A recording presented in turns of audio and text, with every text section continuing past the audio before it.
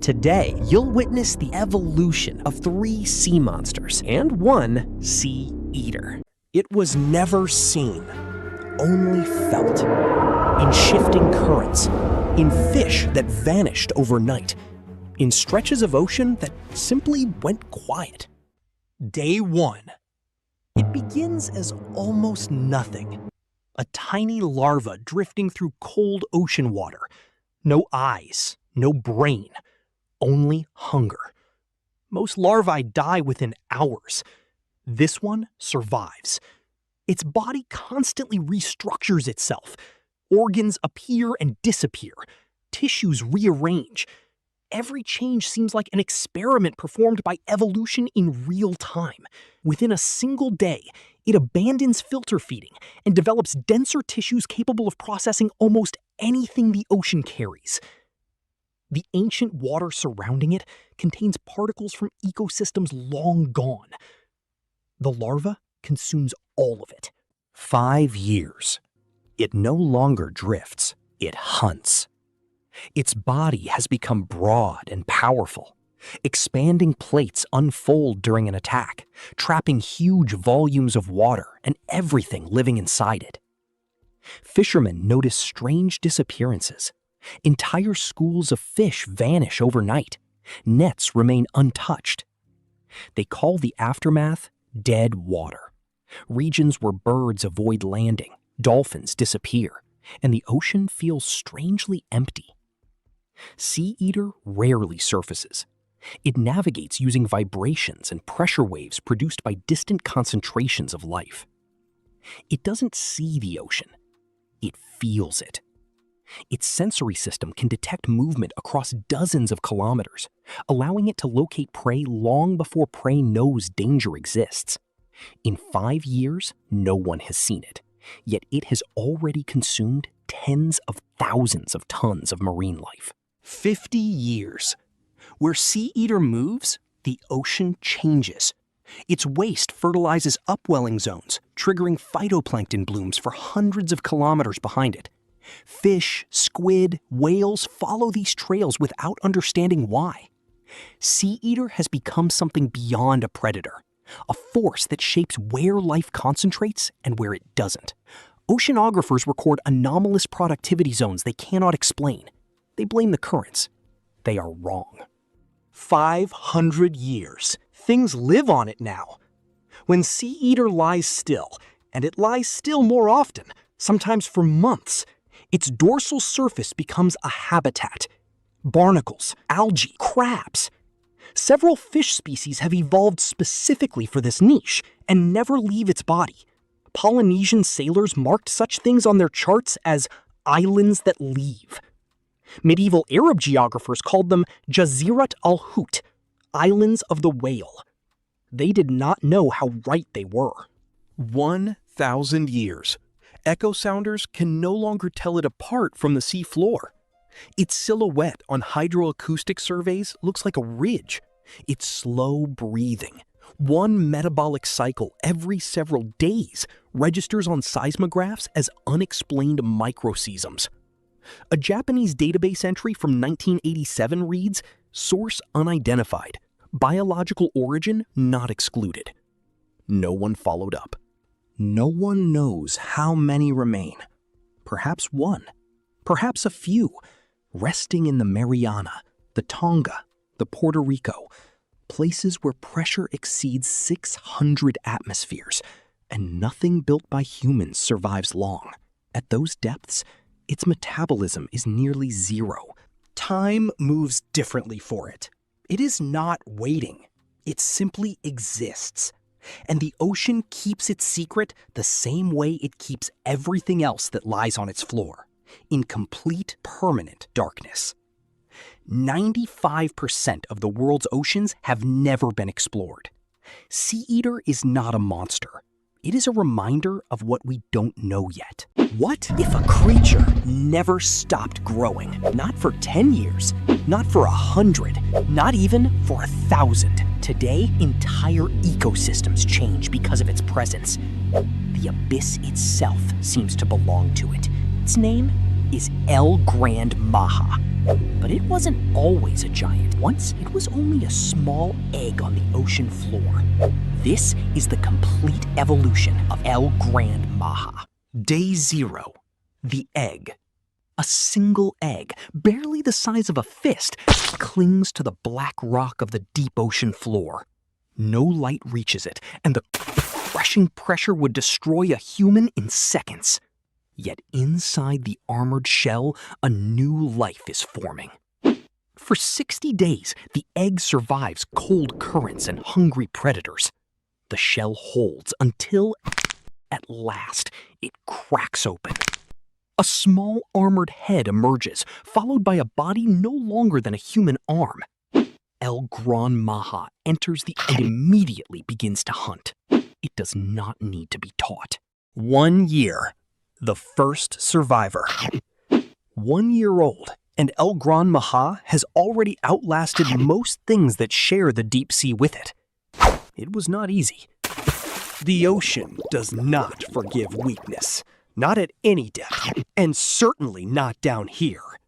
In its first months, Gran Maha was still small enough to be prey. Things larger and older circled it in the darkness, looking for hesitation. There was none. Even as a juvenile, something about this creature was different. It did not freeze.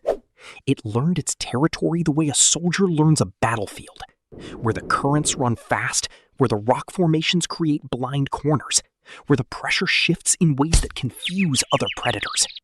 By the end of its first year, Gran Maha has claimed a stretch of the deep ocean floor as its own. Not because anything gave it to him, because everything else decided it was safer to go somewhere else. 10 years. 10 years in the abyss changes everything. Gran Maha has become one of the largest predators in its world. Other creatures avoid certain regions of the ocean floor because they know what may be waiting there. It no longer wastes energy chasing prey. It waits in the darkness, perfectly still, until the right moment arrives. By the time something realizes danger is near, it is already too late. Its armor is thicker, its jaws stronger, and its presence alone is enough to clear entire stretches of the deep sea. Gran Maha is not yet a legend, but it is becoming one. 100 years. 100 years pass. Generations of creatures come and go, while Gran Maha continues to grow.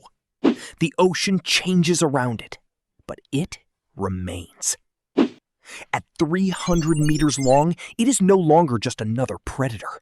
It is a force of nature. Even other titans learn to avoid its territory whenever possible. The deep sea has begun to treat Gran Maha as something permanent, a living part of the abyss itself. 1,000 years. 1,000 years is longer than most civilizations survive.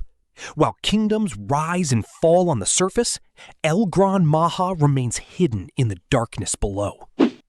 Now stretching nearly 800 meters, it dwarfs almost everything around it. Entire ecosystems adapt to its movements. Wherever it goes, life changes. Countless battles have left scars across its armor, but every challenge has only made it stronger. The abyss no longer fears Gran Maha. The abyss belongs to it. Unknown years. No one knows how old Gran Maha has become. It still moves through the deepest parts of the ocean, larger than anything that should exist. Its body resembles part of the seafloor itself, hidden beneath endless darkness and pressure. It no longer needs to hunt often. Time has always been on its side. For ages beyond counting, it has continued to grow, waiting in silence while the world above changes again and again. And somewhere, in the deepest abyss, Gran Maha is still there. Still growing, still waiting. Never seen, only inferred. In the way tides shifted without cause. In the faint chemical wrongness of deep water that no instrument could name. Day 1. The larva. Odin held it between 2 fingers and dropped it without ceremony. The splash was almost nothing. The larva sank and immediately began to eat. Its body had no fixed architecture. It remade itself hourly, testing different configurations. None of these were mistakes. Each was a hypothesis. The ocean was the laboratory and also the examiner. By the third day, something developed in its neural tissue for which biology has no word. Not intelligence, not instinct. A capacity to sense the shape of the world through water pressure alone. Nobody noticed. The world was busy. 10 years. The first hunger. Fishermen felt it before anyone else. Not saw, felt. Herring schools vanished. Nets came back empty from reliable places. The older men called it dead water.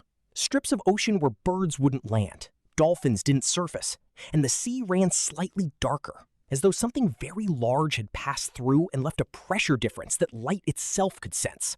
Jörmungandr moved at 200 meters, reading the ocean the way a blind man reads a palm. He felt the shape of everything within 40 kilometers. Thor sailed through one such zone and felt Mjolnir grow heavier. He decided it was a storm. 100 years. Where he moved, the ocean changed. His wake fertilized upwelling zones, triggering phytoplankton blooms for hundreds of kilometers behind him. Fish and whales followed without understanding why. He had become something beyond a predator, a force that determined where life concentrated and where it didn't. His dorsal plates grew into keratinous ridges that drew nutrients from the deep, not invention, necessity that had become anatomy. Odin called a council. The council decided it was probably fine. 1,000 years. Echo sounders could no longer distinguish him from the seafloor. His slow breathing registered on seismographs as unexplained microseisms. The sagas contain a line. The earth breathed beneath the water, and fishermen came ashore. No one took it literally. Things lived on his back. Crab species adapted to a substrate that breathes every few days and dives without warning. One bivalve developed a barometric organ that detected pressure changes below the threshold of any instrument. Naturalists classified it as endemic to a seamount that appears on no map. They are still looking for that seamount.